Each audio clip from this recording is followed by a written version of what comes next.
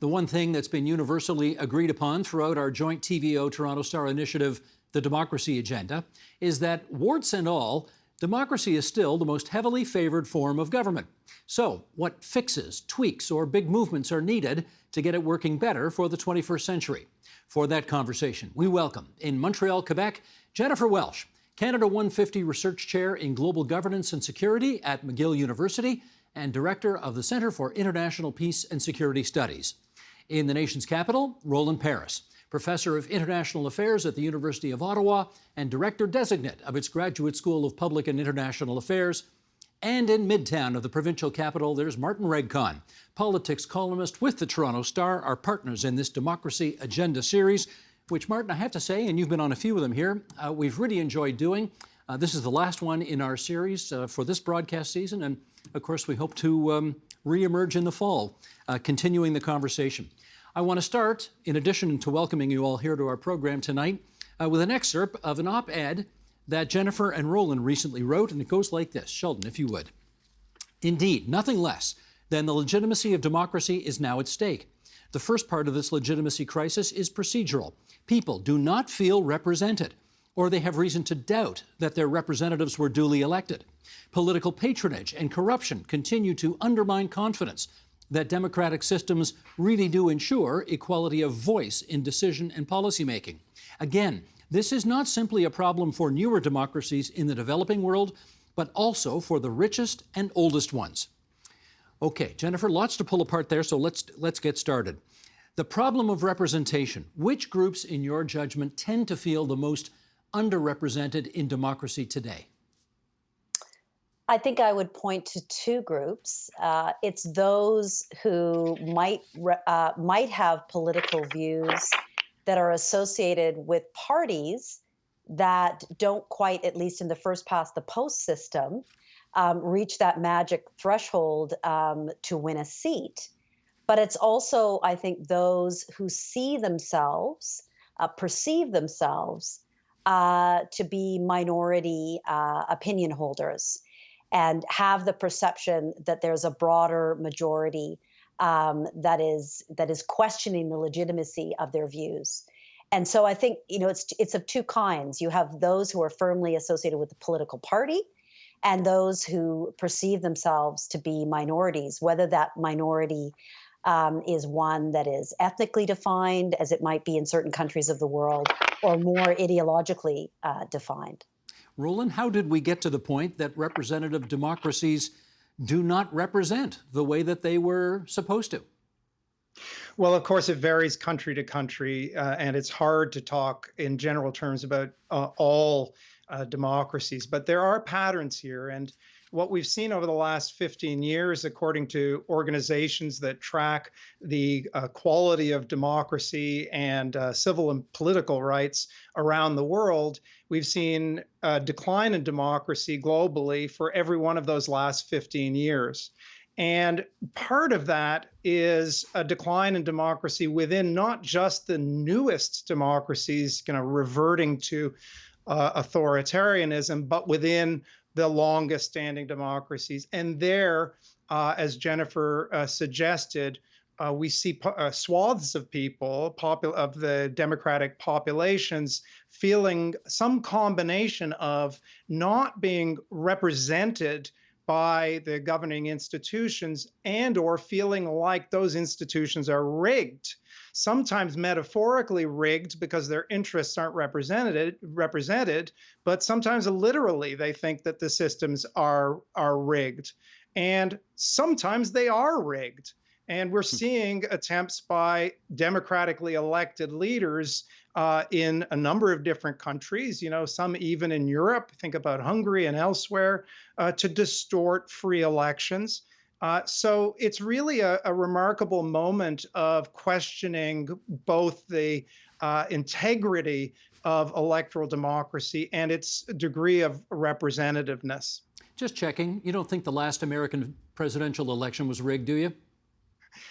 I'm pretty sure it was not rigged, but I'm also pretty sure that there are a lot of Americans who think it was. Yes, quite right. Okay, in which case, Martin, you write about politics, you do your column for the Toronto Star, you watch how the rubber hits the road on this issue.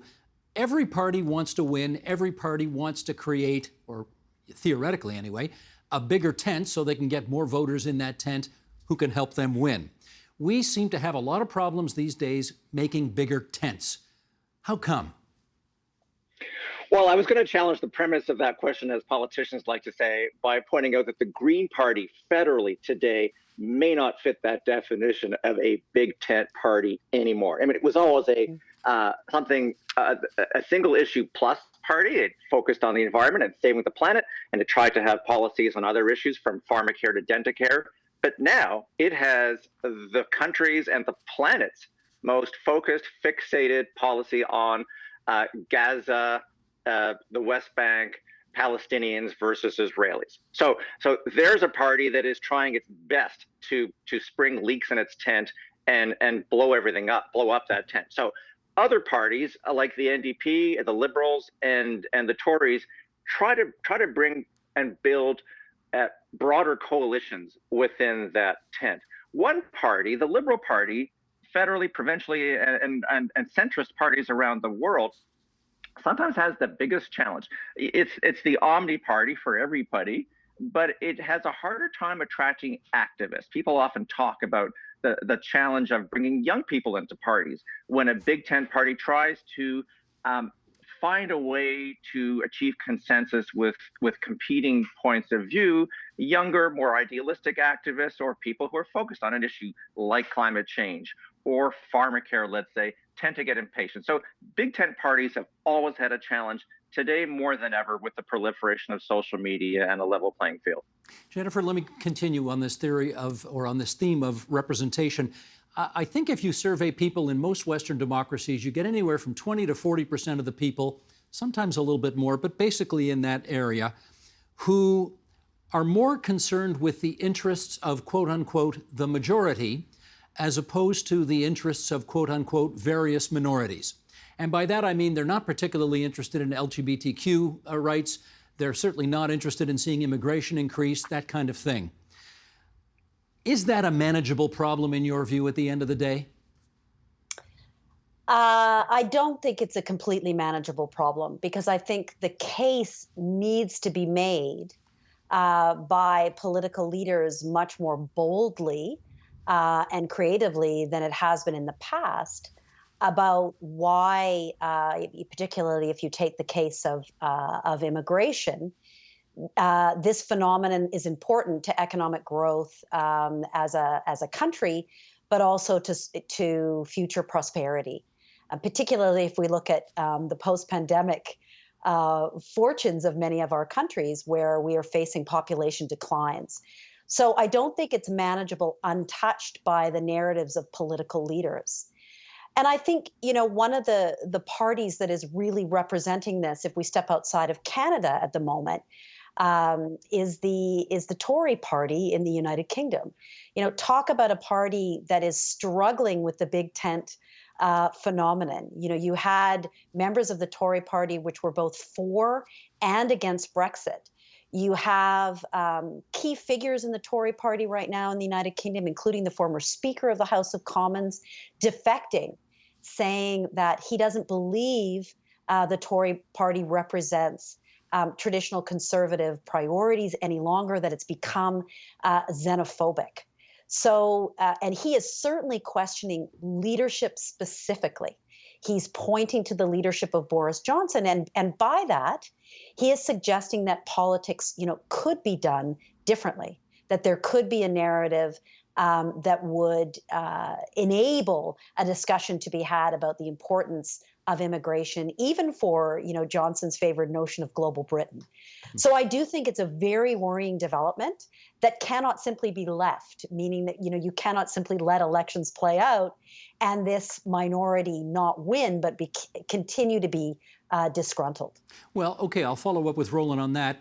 I don't think I'm going out on too far a limb to say that in the last election for president in the United States, there were 81 million Americans who thought that if Donald Trump is reelected, democracy's in trouble. Can we reverse that and infer that because Joe Biden won, democracy got a shot in the arm? What do you think, Roland? Well, here it's really worth making the distinction between liberalism and democracy, because I think that we are in this conversation talking about liberal democracy. So you can have a democracy that isn't liberal in the sense that you can have a government that's being elected by, that's been duly elected. But it could be repressive. It could target minorities. It could be, frankly, it could be an authoritarian elected government. A liberal government is one that places constraints on the power of the executive, usually through an independent judiciary that establishes the rule of law that all must live under, including the leaders, and that respects political and civil liberties. And I think that when we talk about democracy in the United States, in your question, you're in a way getting at the tension between democracy and liberalism. And they're both under threat right now. That's the truth.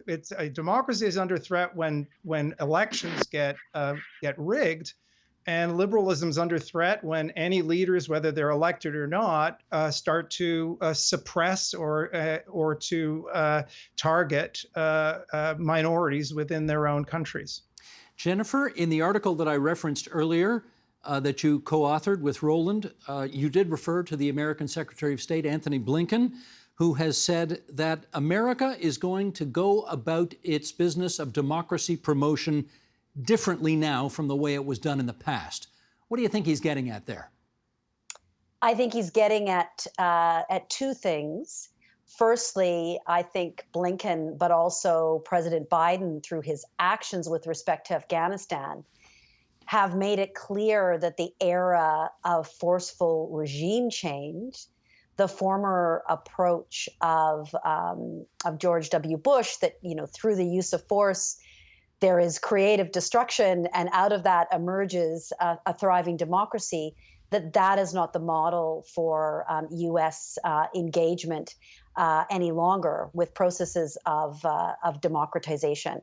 And so he very much is denigrating the possibility of that being an approach for the U.S. going forward. And it's no coincidence that that comment is made in conjunction with the retreat from Afghanistan.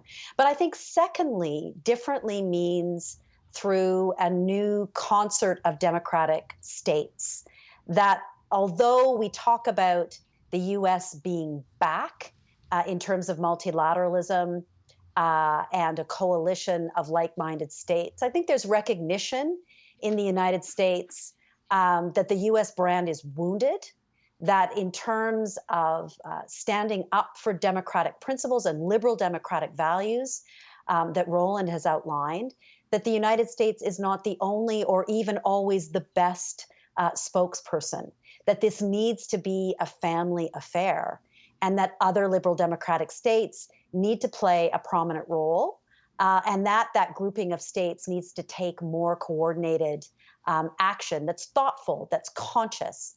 How that plays out in terms of specific initiatives we can talk about, but that's how I read the notion of differently.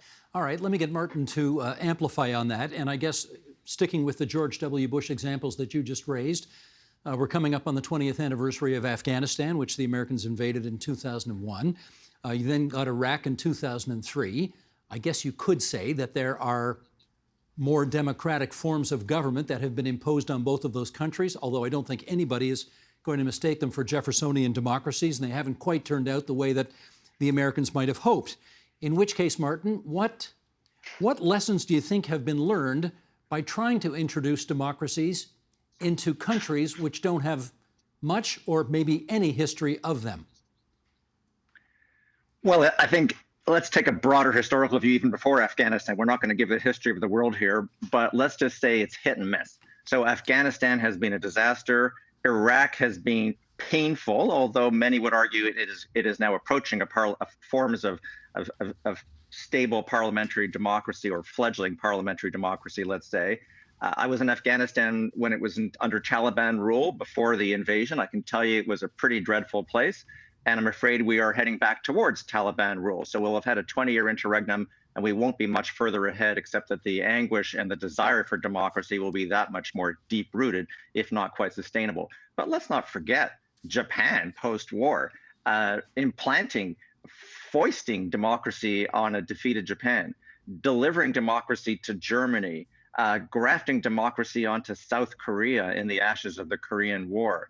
So there are tremendous success stories that we lose sight of, and I fear that in the doomsday democracy scenarios that we hear, that we forget that democracy, like history, is incredibly cyclical. It's not linear. There's a pendulum swinging back and forth in Canada, in Ontario, in Toronto, in America, in London, in the UK. You have good years, you have bad years. And so let's not try to connect the dots in a constellation or in a line that suggests that we are over the hump. Yeah, the last 15 years have been bad, but the previous 5 to 10 years were fantastic, right? I mean, the collapse of the Soviet Union, the seeding of democracy in some countries that broke free from the yoke of Soviet rule, and in other parts of the Middle East that advanced, Tunisia, Algeria, setbacks in Egypt, and so on. So it's easy to paint a picture of falling off a cliff. I would just say that sometimes it's up and down. Well, okay, Roland, you get the $64,000 question then, which is sometimes it works, sometimes it doesn't. What are the common elements in the examples where it's worked? Well, let me just respond very quickly to some of the previous points, because I think that you're right. There have been moments of success for democracy promotion in the world, and there have been moments of recession for democracy in the past. But nothing's inevitable about the recovery of democracy. It's always an act of will and a coordinated effort and some degree of luck. Think back to the people living through the 1930s. They did not know how things were going to turn out at the time, and nor were they destined to turn out well. I wouldn't say we're facing that degree of crisis, but we do need to recognize that it's unusual, this situation we're in that we have a combination of this fundamental questioning of the whether democracy can deliver in some of the most well-established democracies, and simultaneously the rise of empowered and emboldened authoritarians, most notably China, which is presenting a model which it's touting as stable and able to produce sustained levels of economic growth. Of course, it's outrageously repressive at the same time. And I think Joe Biden and others are fully aware that there is a significant competition of models taking place. I think what Blinken, Secretary of State, and Joe Biden and others have also indicated is they're not interested in the old forms of democracy promotion that involve trying to plant democracy everywhere in the world. And Jennifer and I, in our article, advocate for a narrower approach to democracy support, which really focuses on countries where democracies already exist and where there's danger of backsliding. Well, I'll follow up with Jennifer on that, because I know in that piece that you wrote, you used the word humble.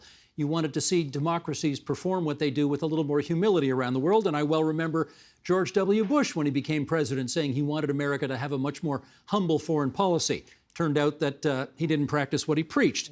But having said that, Jennifer, how do you stay humble when in your bones, in your guts, in your brains, you believe that liberal democracy would be the greatest thing for every country in the world, and you'd love to see more countries take it up?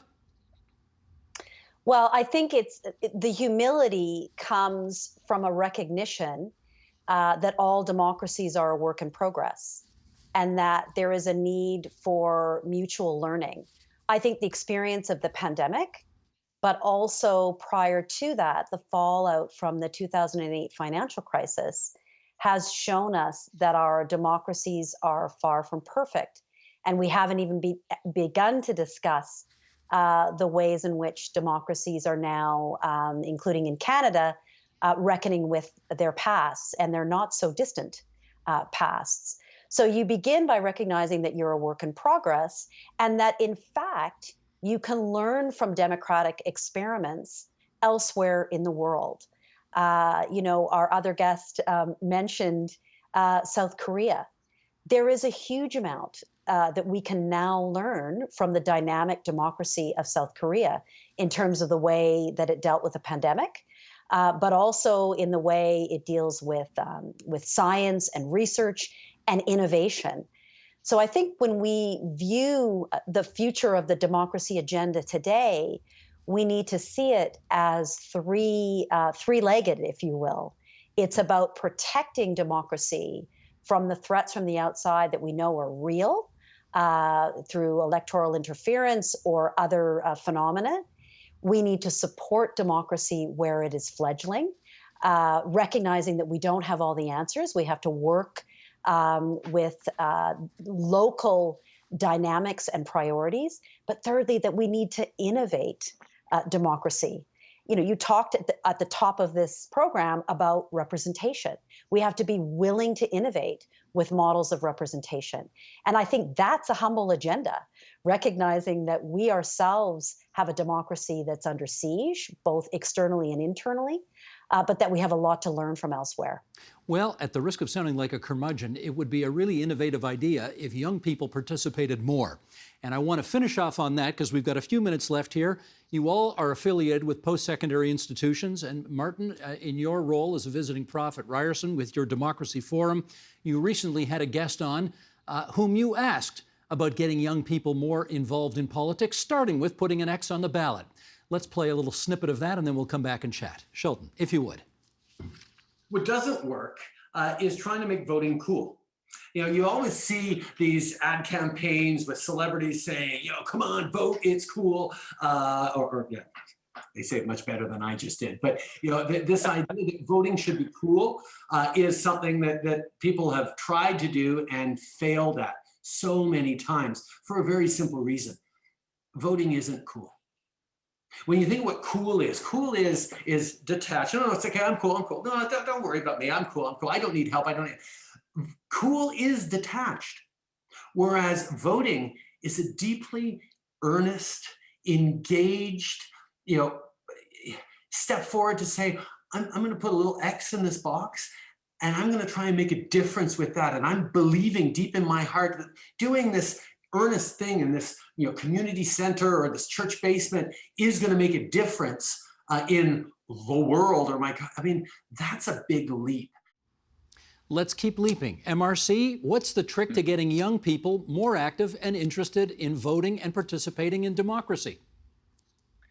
Well, I asked Justin Trudeau because I think he had the answer 2 elections ago when he had a huge bump in the youth support. But what I actually also asked him was what doesn't work, and that's where he said, try not to be cool.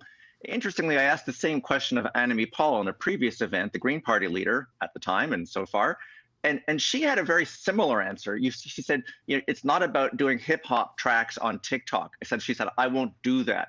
I think they were both, and Justin Trudeau also said, don't go on a bicycle. So I think they were taking some shots at Jagmeet Singh, the NDP leader, who is increasingly cool as he tries to reach out. Look, in terms of what works and what doesn't, it's something that we all struggle with. We're talking in your audience, in our audience at the Toronto Star, with often older viewers, older readers. And the challenge of youth engagement is a daunting one. I think sometimes we're just too hard on ourselves, though, in terms of democracy. I mean, Justin Trudeau was asked at this Ryerson event about COVID vaccines and why we don't share more of them around the world. And your 2 other guests asked in their article about why doesn't Canada compete with China on COVID diplomacy? Well, look, you know, part of being a democracy, and Justin Trudeau tried to explain when challenged on this, part of being a democracy is you're actually accountable to your voters. And that means that unlike China, you can't just say, hold on, everybody, we're going to try to get some great publicity and score some diplomatic points by outflanking the Western democratic world and pushing our vaccines on our client states to try to score points. Actually, if you are a politician and you're accountable and you're going to the voters, you ought to deliver vaccines to them first. And when you have satisfied your constituency, not wasting them, not throwing them out, but vaccinated your people, then you can share. Now, that may not be what I would call virtue diplomacy, but it is the reality of democracy, which is accountability. So, look, I've wandered a bit from the youth question, but I think sometimes we think democracy can be a panacea, and we have to recognize that it's hard to please all the people all the time. No, as we well know, it's the worst form of government anywhere in the world, except for all of the rest of them, as Churchill once said. Jennifer Welsh, Roland Paris, Martin Regg Cohn, so good of all three of you to join us on TVO tonight. Thanks for participating in this final episode of the Democracy Agenda for this season. And take care, everybody. Thank you. Thanks, Steve. The Agenda with Steve Paikin is made possible through generous philanthropic contributions from viewers like you. Thank you for supporting TVO's journalism.